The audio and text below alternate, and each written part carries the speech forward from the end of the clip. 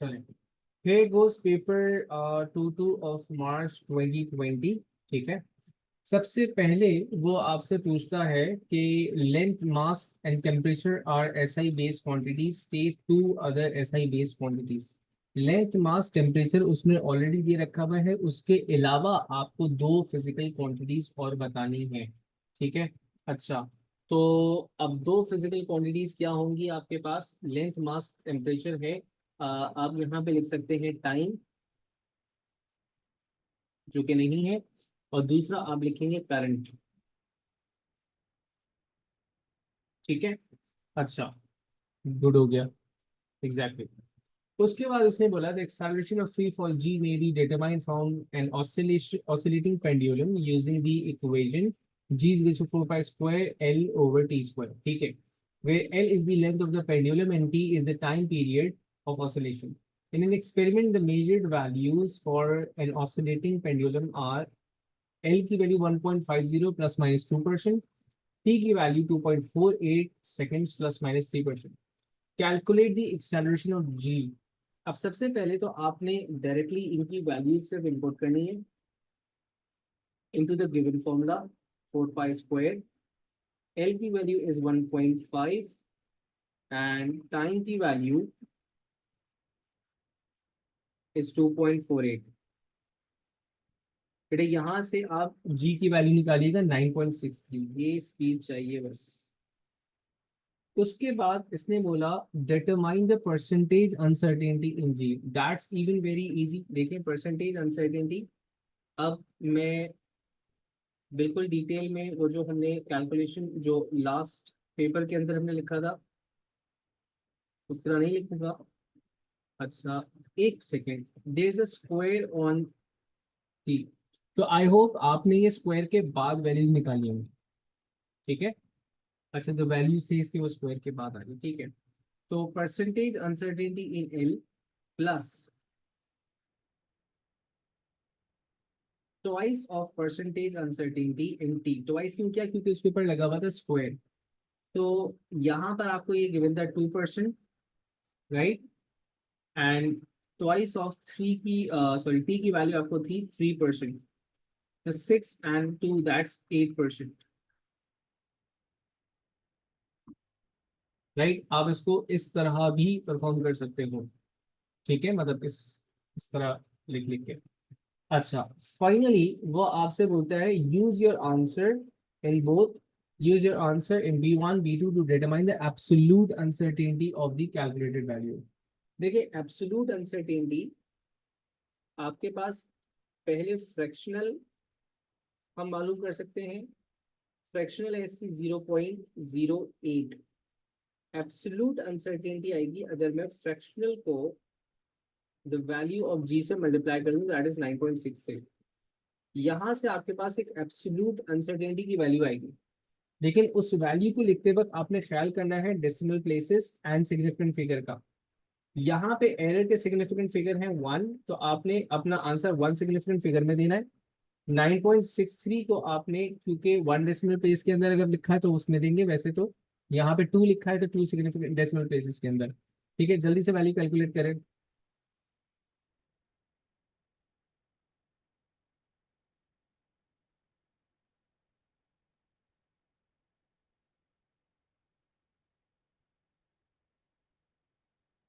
0.8,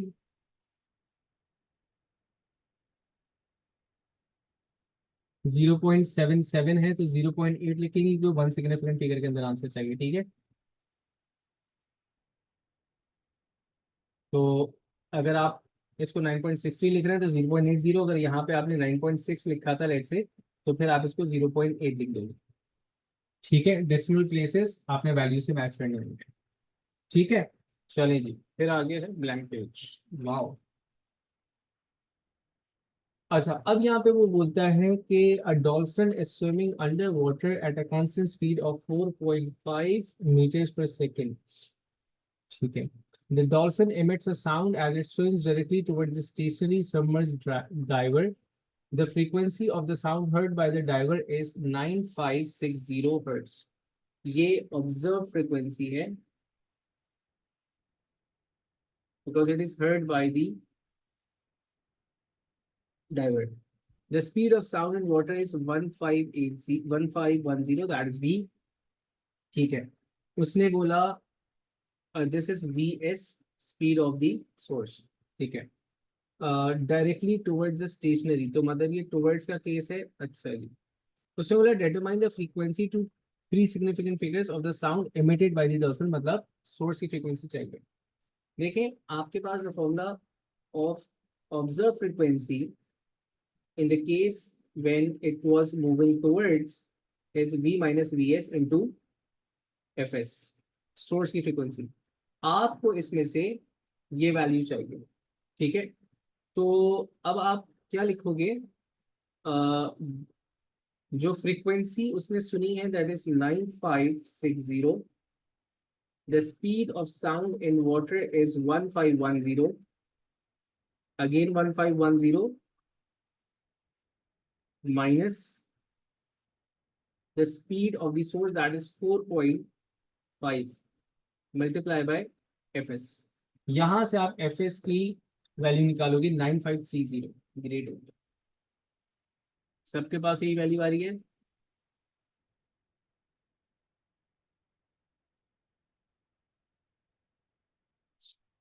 good, चलिए, very good very good very good. अच्छा, अब देखिए नेक्स्ट पार्ट में वो आपसे बोलते हैं the dolphin strikes the bottom of a floating ball so that the ball rises vertically upwards 9531। तो आप इसको 9532 कर सकते हैं। वैसे तो इसको अगर मैं, क्योंकि ये जो वैल्यू गिवन है ये तीन सिग्निफिकेंट फिगर में गिवन है, तो मैं तीन सिग्निफिकेंट फिगर के हिसाब से 9.9530 ही लिख देता हूँ तो ज़्यादा बेहतर है।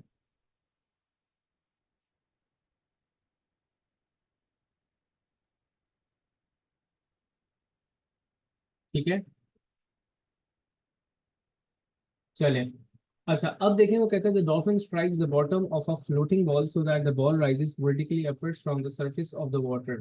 ठीक है, the ball leaves the water surface with a speed of 5.6 metre per second, मतलब जो इनिशियल स्पीड हो गई इसकी जनाब that is 5.6 metre per second. Assume that air resistance is negligible. Calculate the maximum height reached by the ball above the surface of the water. Maximum height चाहिए आपको। कौन सा फॉर्मूला इस्तेमाल कर लेना चाहिए हमें इंफॉर्मेशन के हिसाब से?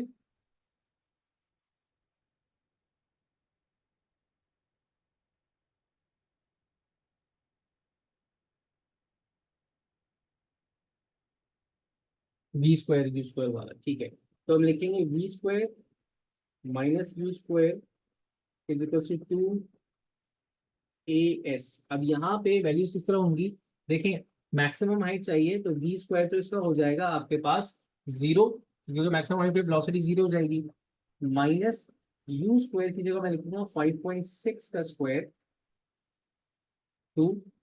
अच्छा, अब ग्रेविटी की वैल्यू जो है 9.81 वो मैं लिखूंगा नेगेटिव में। नेगेटिव में क्यों लिख रहा हूँ, द डायरेक्शन ऑफ वेलोसिटी ऊपर की तरफ है, द डायरेक्शन ऑफ एक्सेलरेशन नीचे की तरफ है, इस वजह से ये पॉजिटिव में लिखा गया था, ये नेगेटिव में लिखा गया है।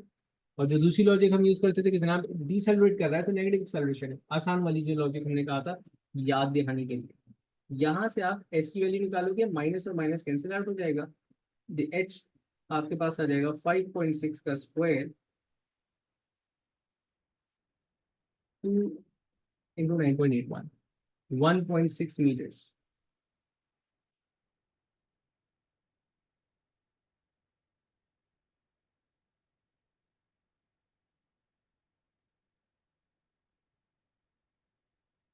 ठीक है, चलो।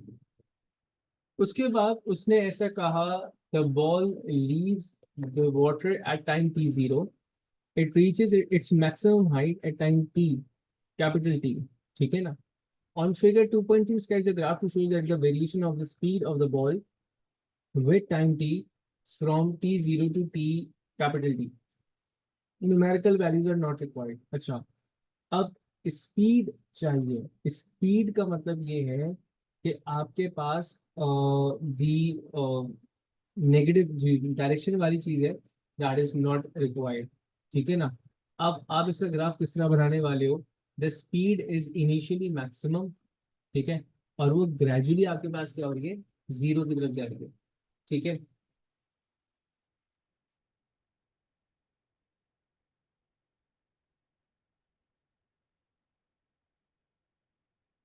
कुछ इस तरह।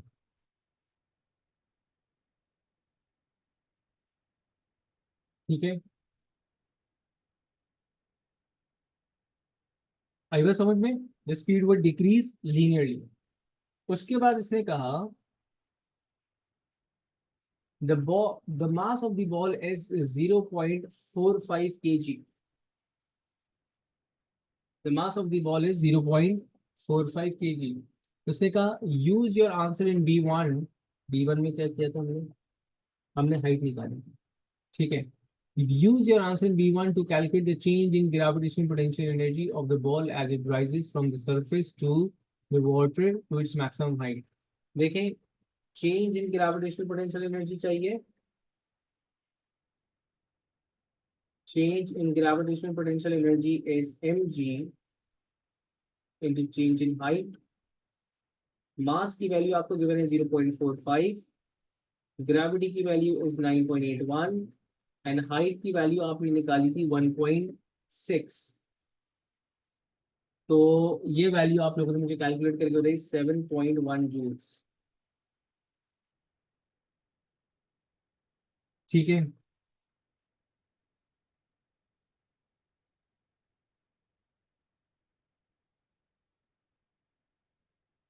ठीक है, चलें। अब यहाँ पे एक सवाल आता है, वो कहता है state and explain the variation in the magnitude of the acceleration of the ball as it falls back towards the surface of the water if air resistance is not negligible। अगर air resistance negligible नहीं है तो क्या फर्क पड़ेगा। आप 2 number के लिए क्या लिखेंगे।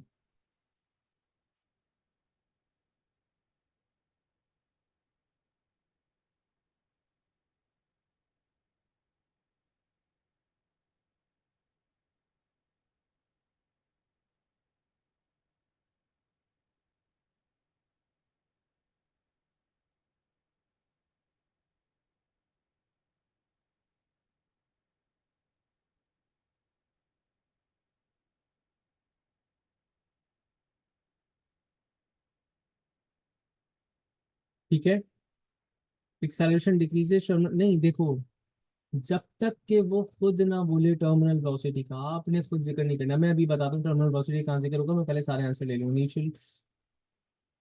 ठीक है, अच्छा,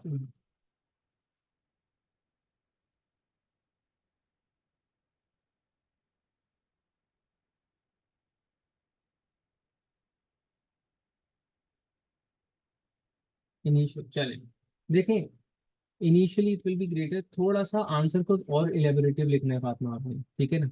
अच्छा, अब देखो टर्मिनल वेलोसिटी बाय, अगर वो खुद टर्मिनल वेलोसिटी का जिक्र नहीं कर रहा, आप नहीं लेकर के आएंगे।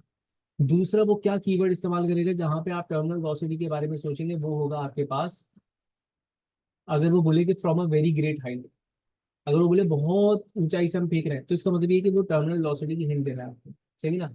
अब आप हाइट की वैल्यू देखें, 1.7 मीटर्स है, 1.7 मीटर्स के अंदर कौन टर्मिनल वेलोसिटी अचीव करता है भाई। ठीक है ना। तो आप लिखेंगे कि आप लिखेंगे as the velocity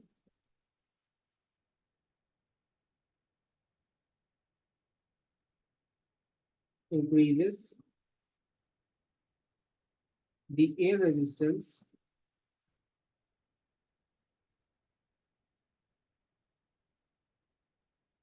would also increase,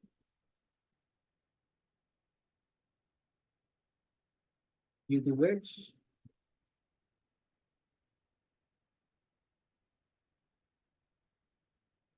the resultant acceleration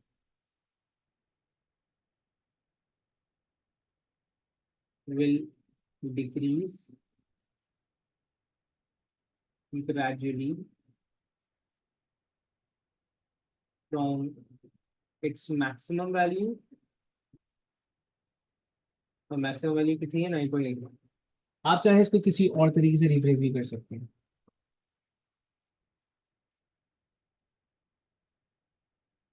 ठीक है, चलिए जी। आगे वो कहता है state what is meant by work done, जल्दी से बताओ what is meant by work done.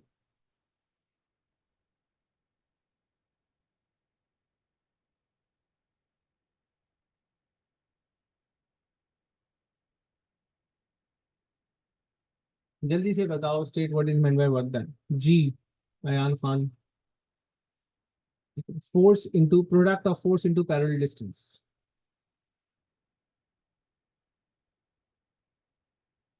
Distance covered in the direction of the force. नहीं, फिर ये देखो distance covered in the direction force, तो डिस्टेंस हुआ ना।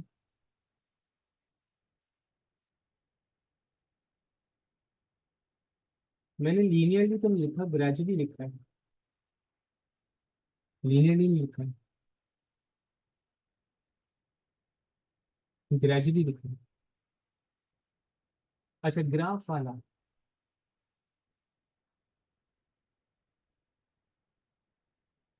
ग्राफ वाला इसलिए लीनियरली लिखा है क्योंकि यहाँ पे बेटा इस वक्त तक एक्सेलरेशन को हमने मतलब एयर रेजिस्टेंस को हम लोगों ने जीरो कंसिडर कर रखा हुआ।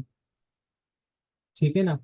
तो एयर रेजिस्टेंस को जीरो कवर कर रखा हुआ है, तो इसका कंसिडर कर रखा हुआ है, तो इसका मतलब है कि इसका ग्रेडियंट जो होगा that will be equal to -9.81, that is constant value. इसलिए लीनियर है।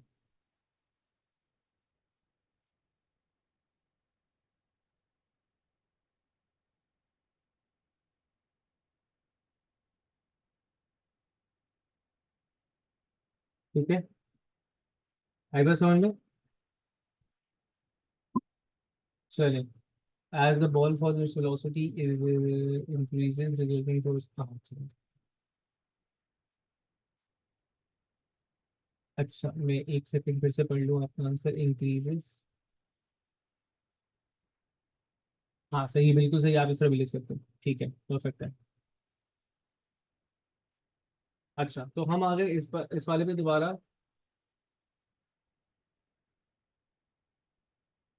Product of product of force into parallel distance.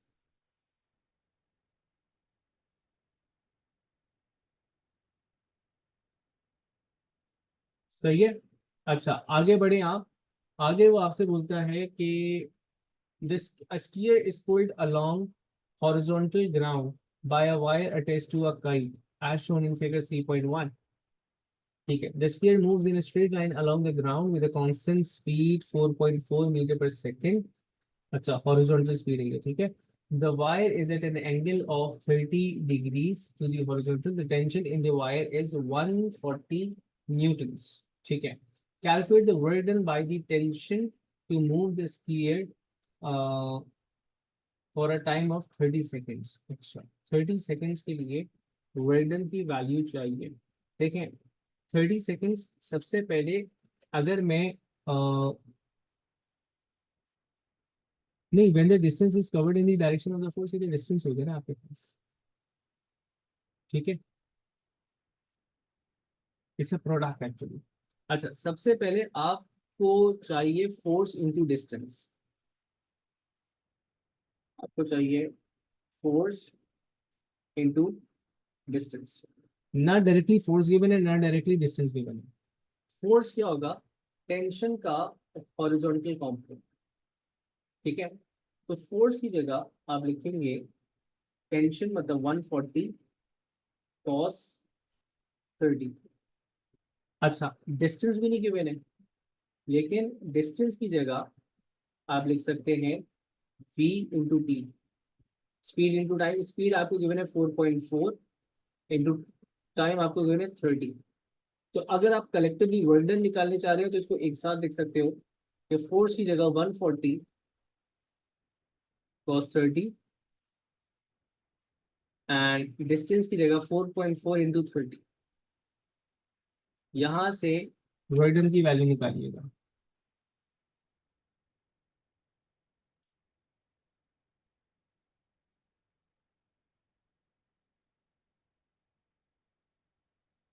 16,000।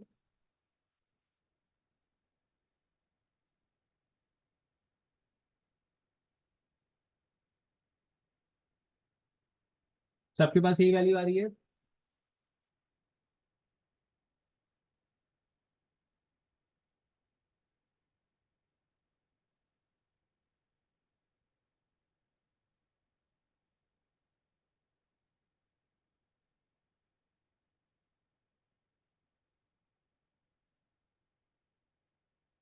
ठीक है, चलें जी, अब आगे बढ़ते हैं। उसने कहा the weight of the skier is 860 Newton. The vertical component of the tension in the wire and the weight of the sphere combine so that the sphere exert a downward pressure on the ground of 2400 pascals. Oh, हाँ, sorry. अच्छा,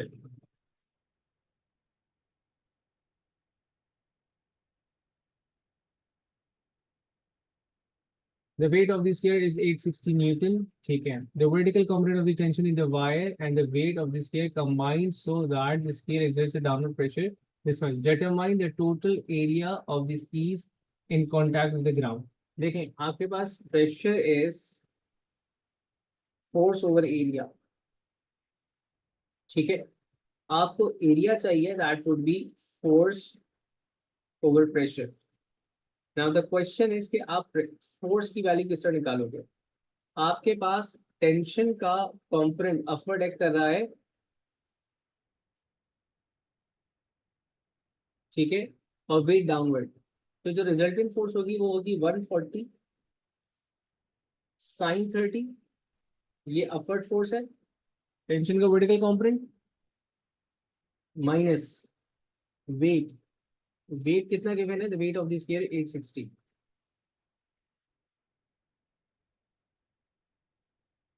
अच्छा, मैंने कुछ उल्टा किया है यहाँ पे।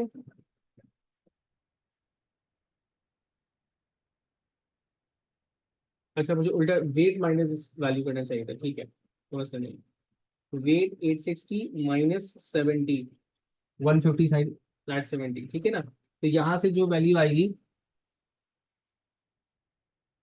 वो आप वैल्यू निकालेंगे 860, ये हो जाएगा 790 न्यूटन। अच्छा, अब एरिया के लिए आप क्या करोगे, 790 डिवाइडेड बाय द प्रेशर।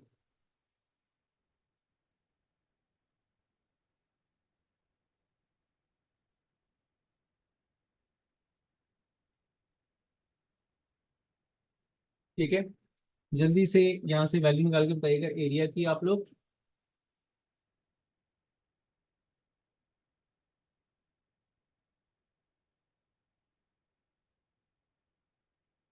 0.33। ठीक है,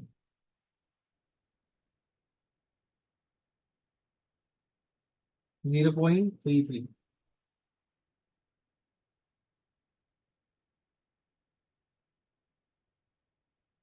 क्लियर है, चलिए। उसके बाद ये बोलता है the wire attached to the kite is uniform. The stress in the wire is 9.6 into 10 power 6. Calculate the diameter of the wire. अच्छा, स्ट्रेस आपको दे रखा हुआ है, द वायर इज यूनिफॉर्म, उसने बोला कि आप उसका डायमीटर बता दें। देखें, स्ट्रेस जो है आपके पास, that would be force over area. Force जो है आपके पास, दैट इज 140, जो भी टोटल फोर्स होगी, जो भी टोटल टेंशन की वैल्यू है। और क्योंकि वायर है, ठीक है ना, तो इसका जो एरिया होगा that would be pi r square. Stress की वैल्यू आपको दे रखी हुई है 9.6 इंटू 10 पावर 6। यहां से आप रेडियस निकाल लोगे, और रेडियस को 2 से मल्टीप्लाई करने के बाद आप डायमीटर निकाल लोगे। सही है, तो पहले तो आप रेडियस की वैल्यू कैलकुलेट करके बताइएगा।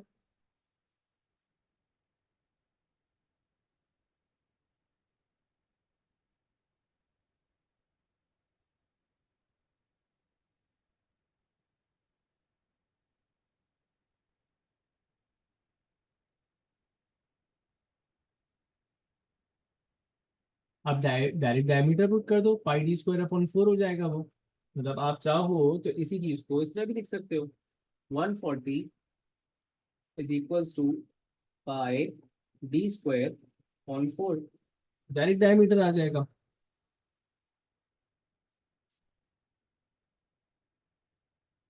जल्दी से वैल्यू कैलकुलेट करके बताइएगा।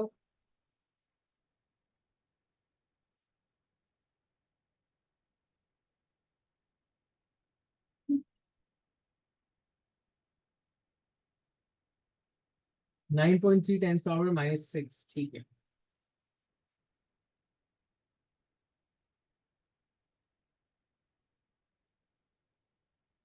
Everyone's getting the same answer.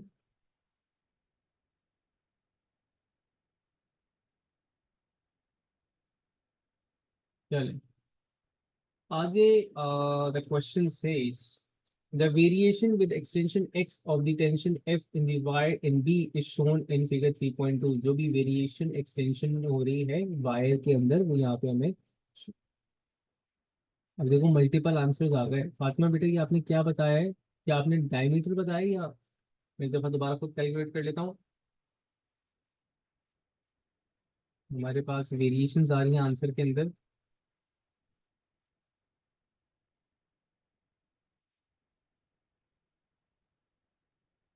इस 140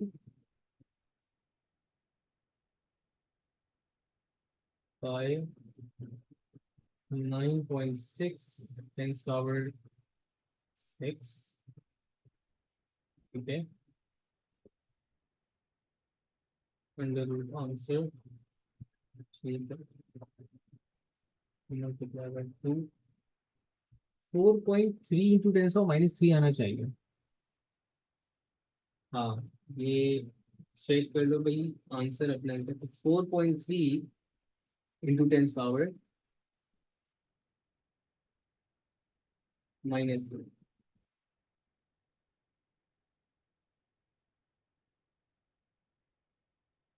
सही है, क्लियर है।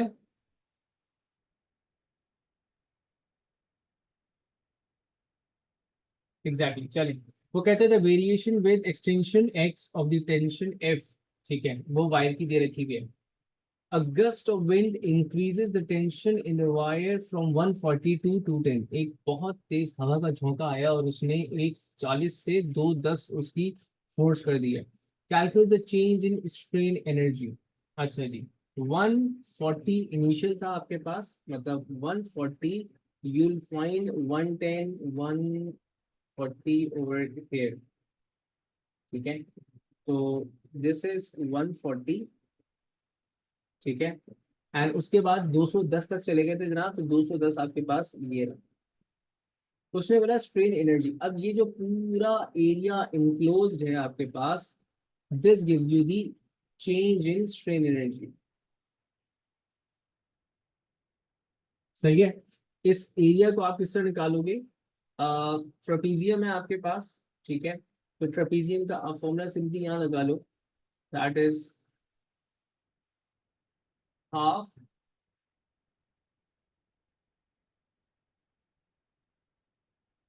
into sum of parallel sides, sum of parallel side will be 140 plus 210, अच्छा, into the height that is 0.2 10⁻³ ठीक है, ये आ गया। यहां से आप energy stored, change in energy stored ये कैलकुलेट करेंगे।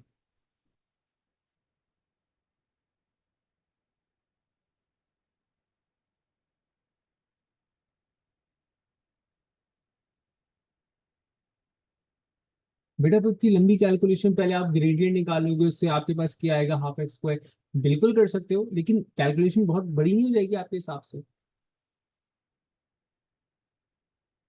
0.035,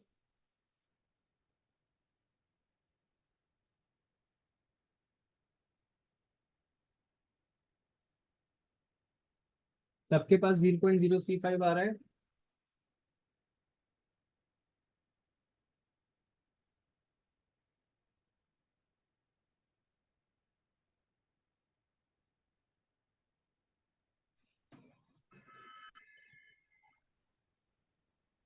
चलिए जी, ग्रेट हो गया।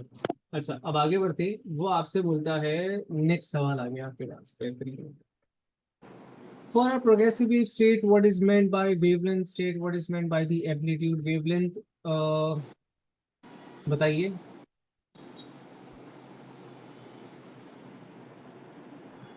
Shortest distance between two points in phase. अबे नहीं भाई, यार तुम लोग सही बातें भी इतनी गलत अंदाज में कैसे कर लेते हो? डिस्टेंस बिटवीन टू कंसेक्यूटिव इन फेज पॉइंट्स, ठीक है ना? Distance between two consecutive curves, distance between two consecutive crests, length of a complete wave, distance between two consecutive in phase points. सबसे बेस्ट वर्जन जो है वो यही है, distance between two consecutive in phase point.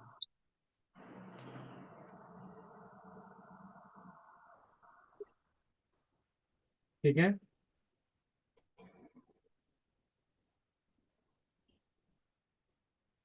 Length of incomplete wave भी कह सकते हैं। एम्पलीट्यूड को आप क्या लिखेंगे? मैक्सिमम डिस्टेंस, नहीं डिस्टेंस गलत हो जाएगा, देखो डिस्टेंस गलत हो जाएगा, maximum displacement of a particle.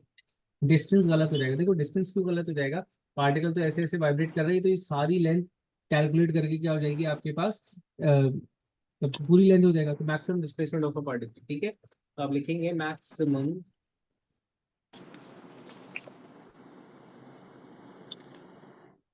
Displacement of a particle.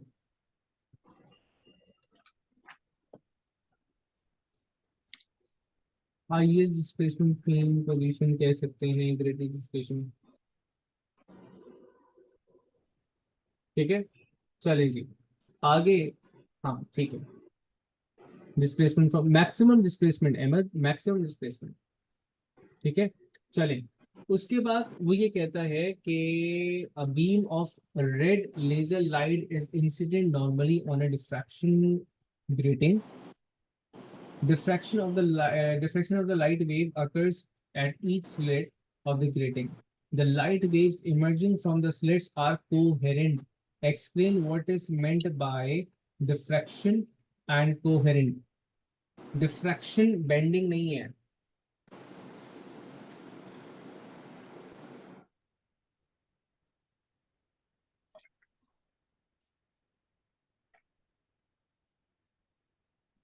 Diffraction is not bending. Spreading of light from a sharp object or a sharp opening. ठीक है, spreading of light,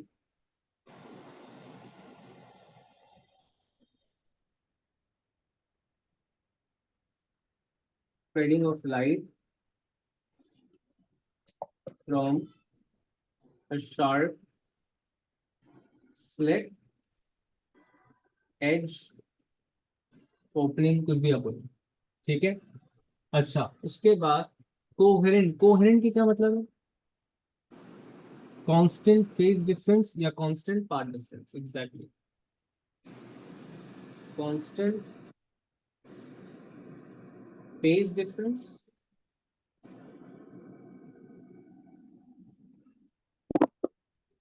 path difference.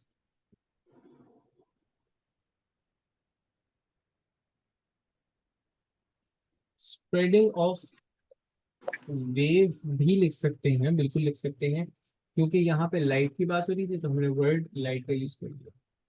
ठीक है,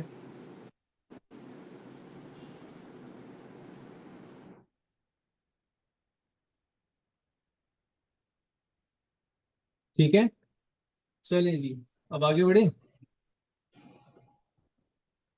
स्कैटरिंग का word आप use कर सकते हो। Spreading का वर्ड इसलिए यूज करते हैं कि स्कैटर से ना यूनिफॉर्मिटी का एक कॉन्सेप्ट नहीं टच हो रहा होता। स्कैटर मतलब रैंडम, कहने में कोई नहीं, वो टेक्निकल डिटेल के अंदर जा रहा हूँ मैं। स्प्रेड इसलिए बोलते हैं कि वो यूनिफॉर्मली स्प्रेड होती है। ठीक है ना? हाँ तो बेटा सेम फ्रीक्वेंसी रहेगी तो जब फ्रीक्वेंसी चेंज नहीं होगी इनकी तो फेज डिफरेंस चेंज नहीं हो रहा। एक्चुअली वो क्या होता है,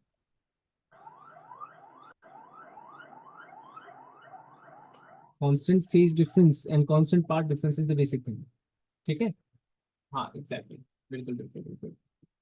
चलिए जी, अब आगे देखिए सवाल वो आपसे क्या कहता है। वो कहता है the wavelength of laser light is 650 nanometre. The angle between the third order diffraction maxima is 68. Third order diffraction maxima, right?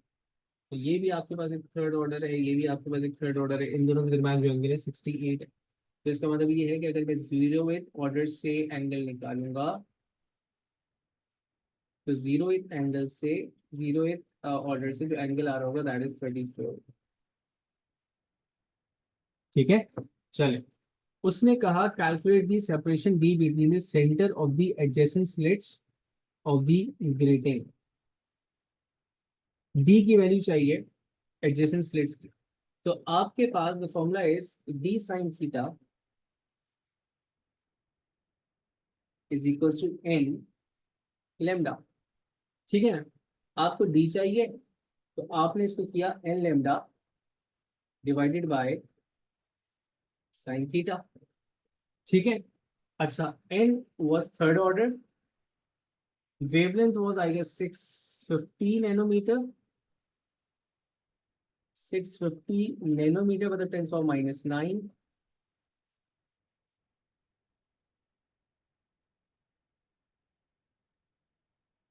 Sign 34।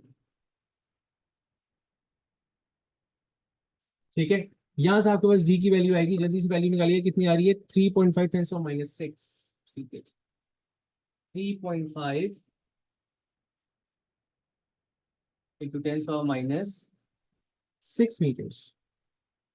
ठीक है, उसने ऐसा कहा the red laser light is replace with blue laser light.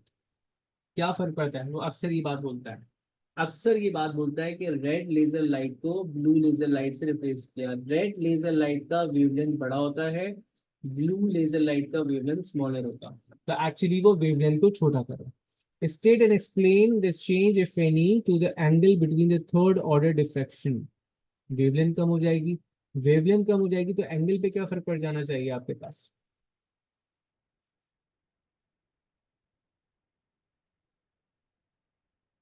देखें, since आपके पास d sine theta is equal to n lambda.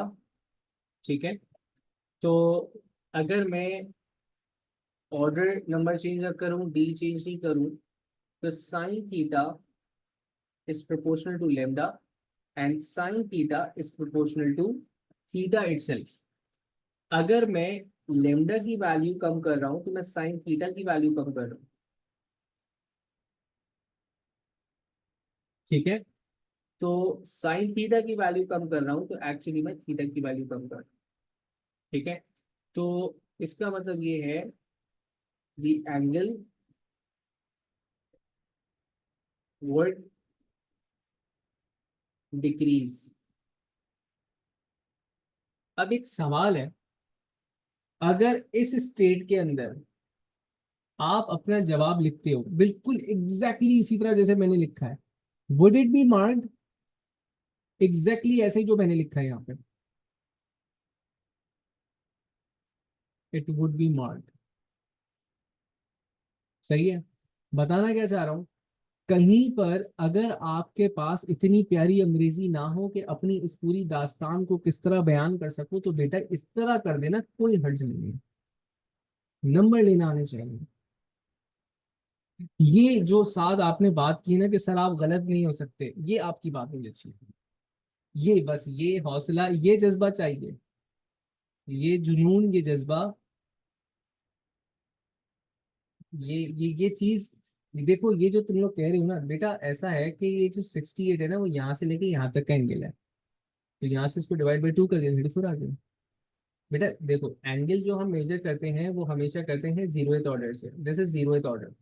Zeroth order के इस साइड भी 1 2 3 चल रहा है, 1 2 3 चल रहा है, टोटल जो आपके पास आया था 68 यहाँ से लेके यहाँ तक है, आपको यहाँ से लेके यहाँ तक मेजर करना था एक्चुअली, तो वो 34 मेजर लिख दिया।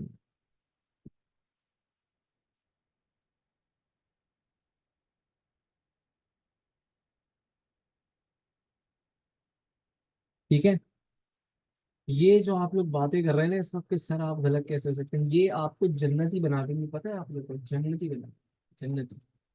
चले जी, डिफाइन ओम्स, चलो अब ये बता दो define ohms.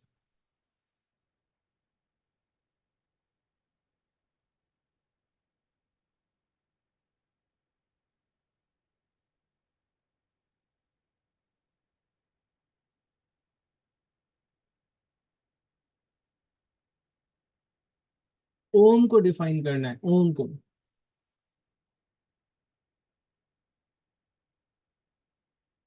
Ratio of voltage and current is resistance.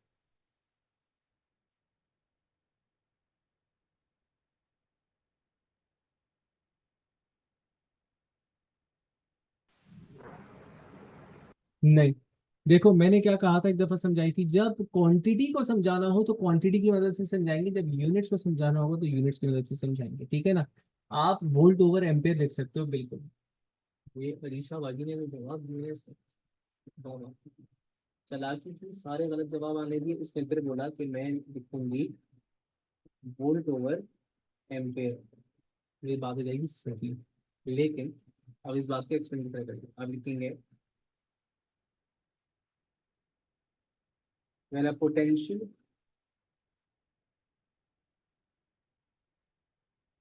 of 1 volt is applied to a conductor, across a conductor,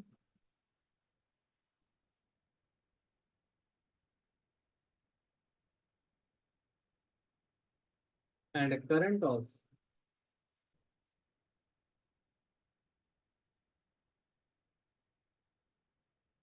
1 ampere flows through it.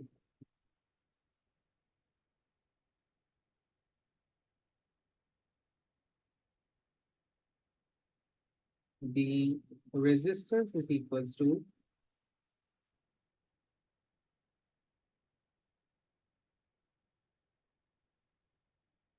One ohm. इस तरह हम किसी भी उसको एक्सप्लेन करेंगे क्वांटिटी को, ठीक है। आई बात समझ में।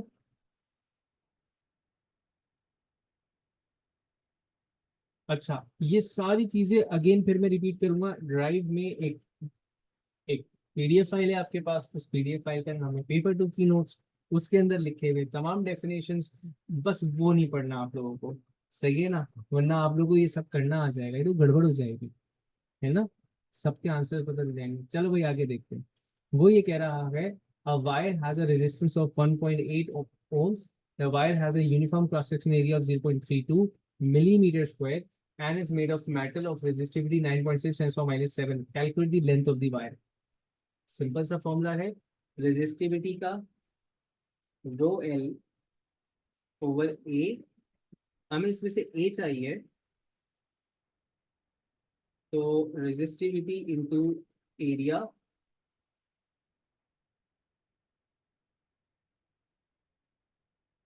सही है।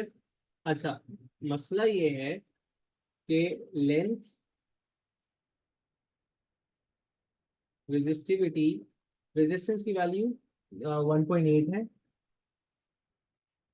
अच्छा, एरिया जो है 0.38 मिलीमीटर है, मिलीमीटर को मीटर स्क्वायर में लिखना है, क्या करेंगे आप, एग्जैक्टली 0.38 इंटू 10⁻⁶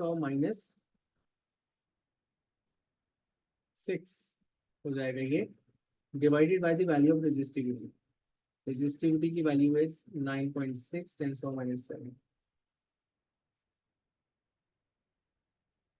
क्या वैल्यू आ रही है,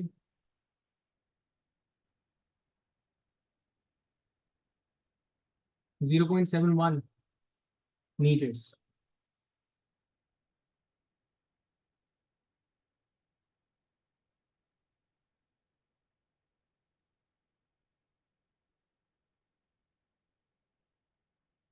ठीक है, सबके पास यही आ रही है।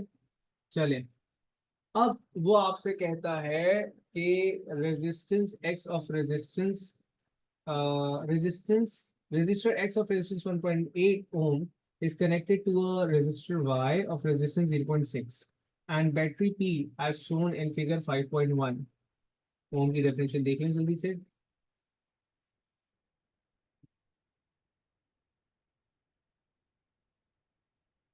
डन. चलो जी. उसके बाद ये बोलता है explain in terms of energy why the potential difference across resistor X is less than the EMF of the battery. In terms of energy बताएं कि why P D across X is lesser than the EMF.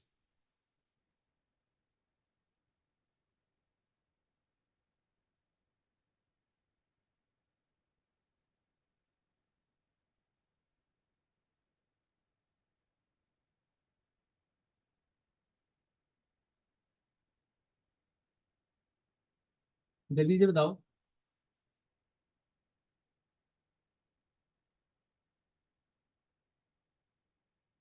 In terms of energy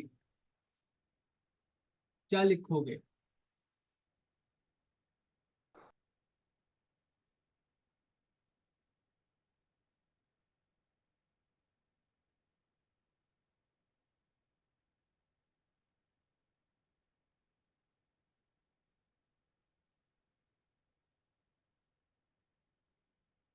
बच्चों जवाब दें.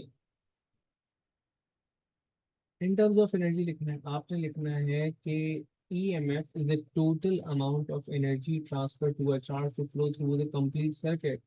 It will flow through X and Y. ठीक है ना. उसके बाद whereas the potential difference across X is the amount of energy, ठीक है, dissipated at X to flow through it. सिर्फ X के ऊपर जो खर्च हो रहा है. आई बात समझ में? ठीक है.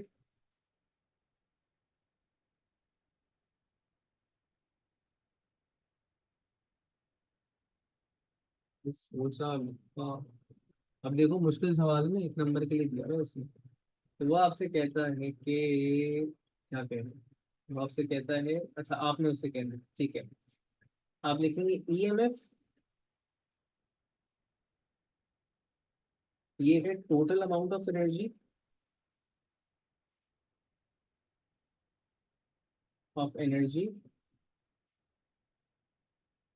To flow through the circuit.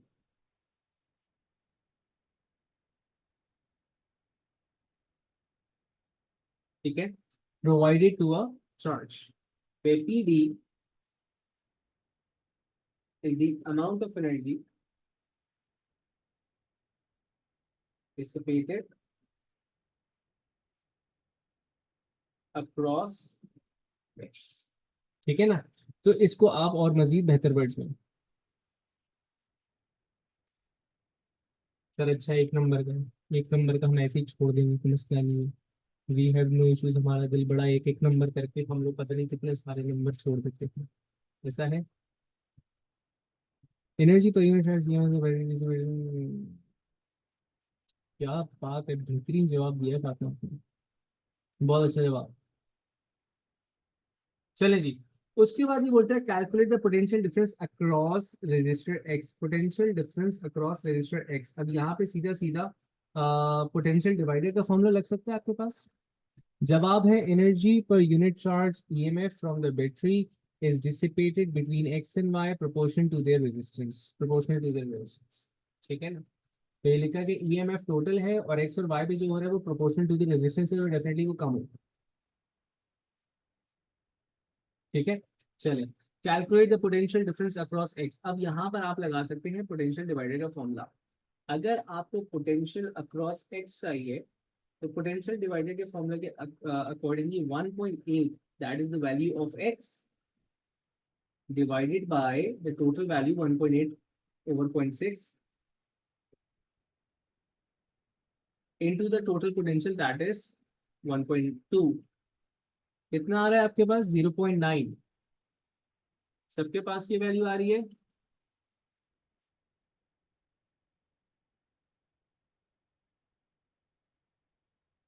सबके पास ये वैल्यू आ रही है. ये जो बाकी खामोश बैठे हुए हैं, ये क्यों खामोश बैठे हुए हैं? इनको पेपर नहीं देना क्या? क्यों खामोश बैठे हुए हो दोस्तों? बोलो, पार्टिसिपेट करो।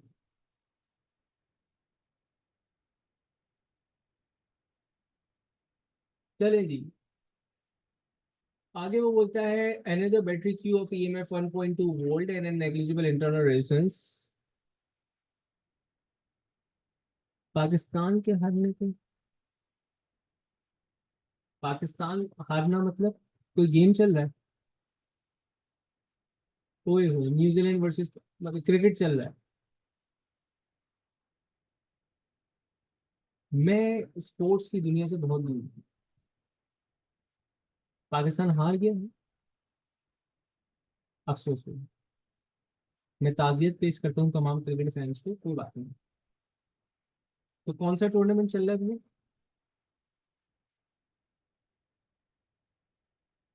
डी टीम से, डी टीम मतलब क्या होता है? T20 चल रहा है। अच्छा,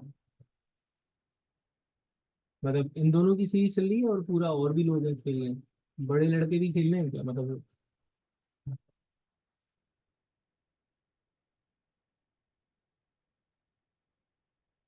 अच्छा, बच्चों से हार कर आ गए। अबे,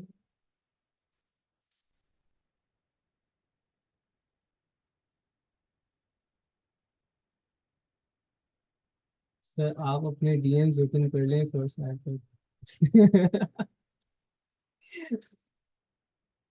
यार फिर वो जो बराबर वाली गली में बड़े बड़े लड़के रहते हैं उनसे कौन खेलेगा फिर?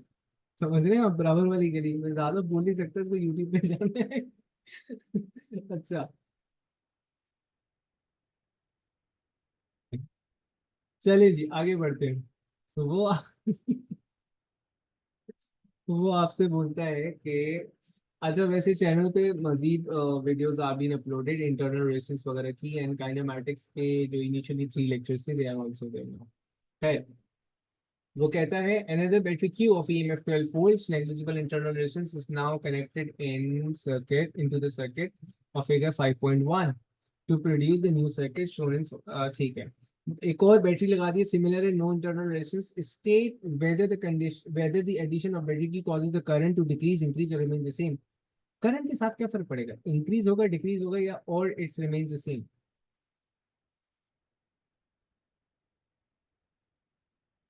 रजिस्टर के अंदर और बैटरी पी के अंदर। रजिस्टर के अंदर सेम रहेगा और बैटरी पी के अंदर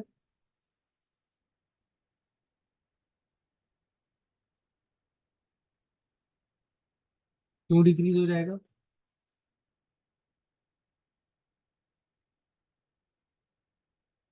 डिक्रीज क्यों होगा? देखो सबसे पहले ऐसा है, अगर तो वो ये कहता कि इसकी इंटरनल रेजिस्टेंस है,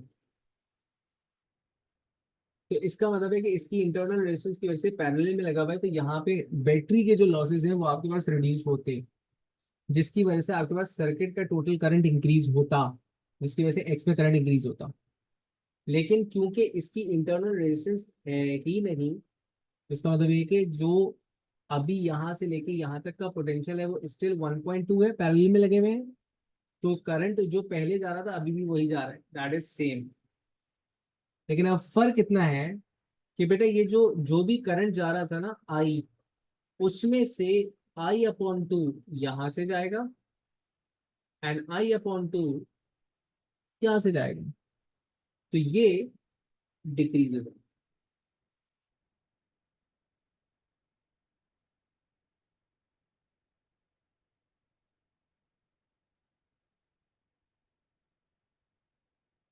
5C पर 1 का आंसर हमने गलत लिखा है। 5C पे 1 का आंसर हमने गलत लिखा है।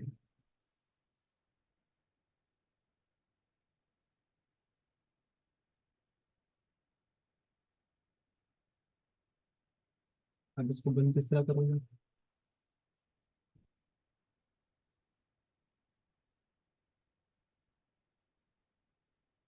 अच्छा, आ, गलत नहीं है, गलत नहीं है बेटा। फातिमा बेटा गलत नहीं है, ठीक है ना? उसने भी इन टर्म्स ऑफ एनर्जी आंसर दिया, मैं आप लोगों से आंसर डिस्कस कर लेता हूँ, मतलब क्या है। देखिए ऐसा है कि मार्किंग स्कीम ने लिखा, because energy is dissipated as heat in Y। अब गौर से देखो, क्या मेरी इन दो बातों का और इस बात का एक ही मतलब नहीं है? मैंने कहा कि सिर्फ टोटल है, और x में से वो है जिसका फ्रैक्शन x से निकला। ठीक है, उसने बोला कि टोटल में से कुछ y में खर्च हो गया तो x का कम हो गया। बात तो एक ही है। अब इस बात को बहुत ध्यान से सुनिएगा, ये बात एक्सेप्ट करना बड़ा मुश्किल होता है बच्चों के लिए, ये मैं समझाता हूँ। देखिए, if your answer is making sense according to the asked question and statement marking scheme से मैच नहीं करी, तो जरूरी नहीं कि आपका आंसर गलत होगा। You be marked over here. आई बात समझ में?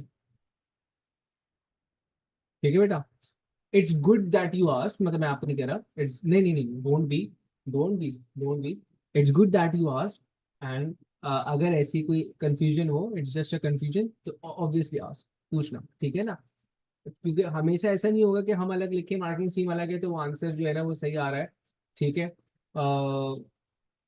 तो यहाँ पे इट डजेंट मैटर। मतलब मैं आपको बताना चाह रहा हूँ कि अगर आपको ऐसा लगे कि यार मैंने तो जस्टिफाई कर दिया हुआ है, लेकिन स्टिल जो है ना वो मेरा आंसर जो है ना वो मार्किंग स्कीम जो है, जरूरी थोड़ी कि आपका आंसर गलत हो। सही ना, तो वहाँ पे कंफर्म कर लीजिएगा। बेटा मैं दोबारा समझा देता हूँ, किसने बोला था D1। देखिए बेटा, जब आप पैरेलल में दो बैटरीज लगाते हैं तो फर्क सिर्फ इस चीज पे पड़ता है कि अगर बैटरी की इंटरनल रेजिस्टेंस होती तो पैरेलल में इंटरनल रेजिस्टेंस लगने से internal resistance due to batteries half हो जाती, तो बैटरी से गुजरने वाला करंट हो जाता ज्यादा, तो सर्किट को भी करंट मिल रहा होता ज्यादा। ऐसा है। लेकिन अभी ऐसा है कि बैटरीज में इंटरनल रेजिस्टेंस नहीं है, तो बैटरी जो करंट प्रोवाइड कर रही थी वो वही करंट प्रोवाइड कर रही है, एंड बैटरी से जो करंट इसमें से गुजरना था वो उतना ही अमाउंट का निकलेगा, दैट रिमेन्स सेम। क्योंकि देखिए इनके यहाँ से लेके यहाँ तक जो पोटेंशियल है that is still 1.2, resistance is still 1.2.4, तो आपके पास करंट की वैल्यू वही रहेगी। कितनी वैल्यू है वो आप कैलकुलेट भी कर सकते हैं, 0.5 वेरिएशन। ठीक है, बट अगर आप बैटरीज की बात करोगे तो यहाँ पे जो करंट आ रहा होगा, लेट से वापस आ रहा है, तो आई अपॉन 2 यहाँ पे, आई अपॉन 2 यहाँ पे, फिर वो यहाँ से आई अपॉन 2 आया, आई अपॉन 2 आया, दोबारा सर्किट के अंदर आई जा रहा है, इंडिविजुअल बैटरी से आई अपॉन 2 एंड आई अपॉन 2 जा रहा है। ठीक है बेटा, I hope I made the point clear. चलो जी, अब आगे वो आपसे कहता है कि the circuit shown in figure 5.2 is modified to produce the new circuit shown in figure 5.3। ठीक है, the total resistance of the two resistor connected in parallel, total resistance of the two resistor connected in parallel, जो parallel में है उनकी resistance बताओ, तो जल्दी से बताओ, प्रोडक्ट ओवर सम करो फौरन से। एक नंबर के लिए दिया हुआ है, ज्यादा मेहनत नहीं करना, प्रोडक्ट ओवर सम करो, 1.8 into 3.6 divided by 1.8 plus 3.6।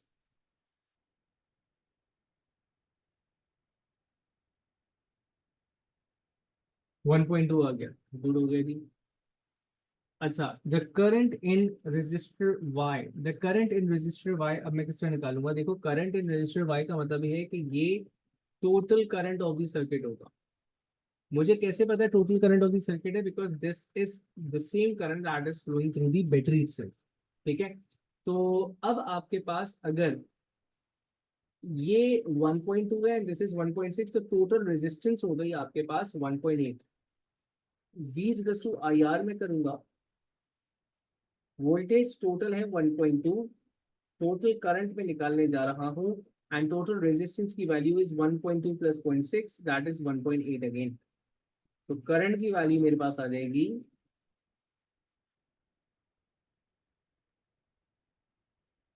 0.67। Confirm कर लो, आंसर चेक कर लो जल्दी से, सही है? यार तुम लोगों ने फिर चेक किया? यार समझ नहीं रहे हो तुम लोग इस बात को। उस्मान, कैलकुलेट किया था तुमने मेरा आंसर?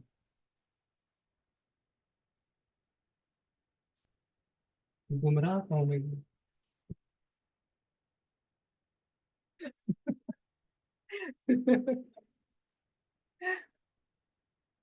चलो जी।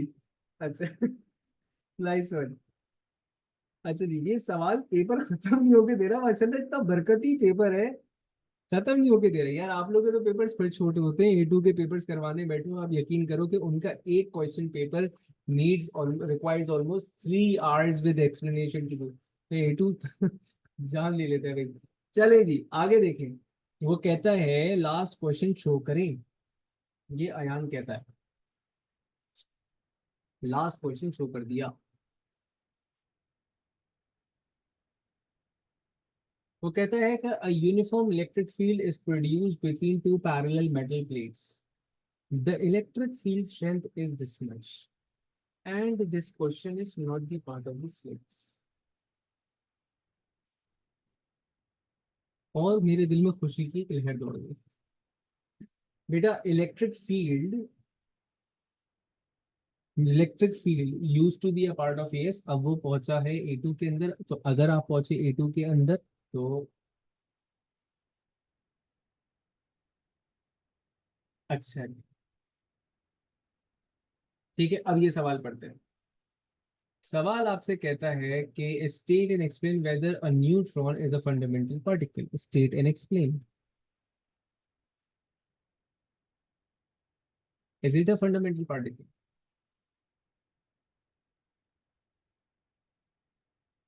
जल्दी बताओ।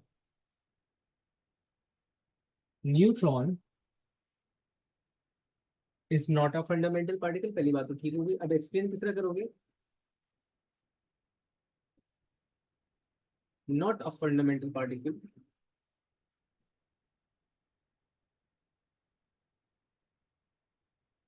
It is a hadron.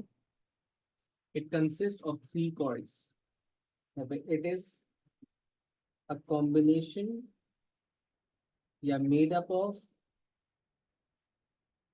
3 coils। एक नंबर के लिए बहुत ज्यादा मेहनत नहीं करनी है, UDD लिखने की जरूरत नहीं है, चाहो तो लिख दो। ठीक है। वो कहते हैं a proton is in a stationary nucleus decays सिस्टेट two leptons that are produced by the decay. Proton decay कर, प्रोटॉन कब डीके करता है? प्रोटॉन डीके करके बनाता है न्यूट्रॉन। ये बीटा पॉजिटिव डीके की बात हो रही है। साथ में निकलता है आपके पास बीटा पॉजिटिव और निकलता है आपके पास एक न्यूट्रिनो।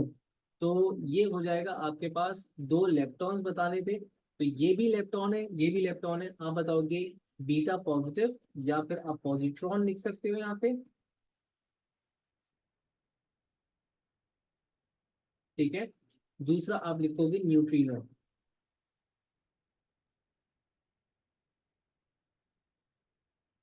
ठीक है।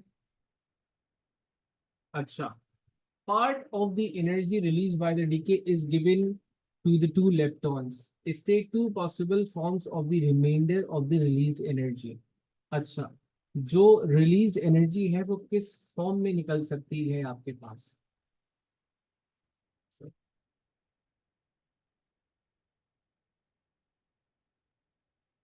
सबसे पहला गैमा रे के फॉर्म में, दूसरा 2 पॉसिबल फॉर्म्स। देखो, लेप्टॉन्स आर पार्टिकल्स, तो इनकी जो एनर्जी होगी वो होगी काइनेटिक, ऐसा है। गैमा रे निकलेगी and yes heat. Thermal energy भी तो रिलीज होगी ना।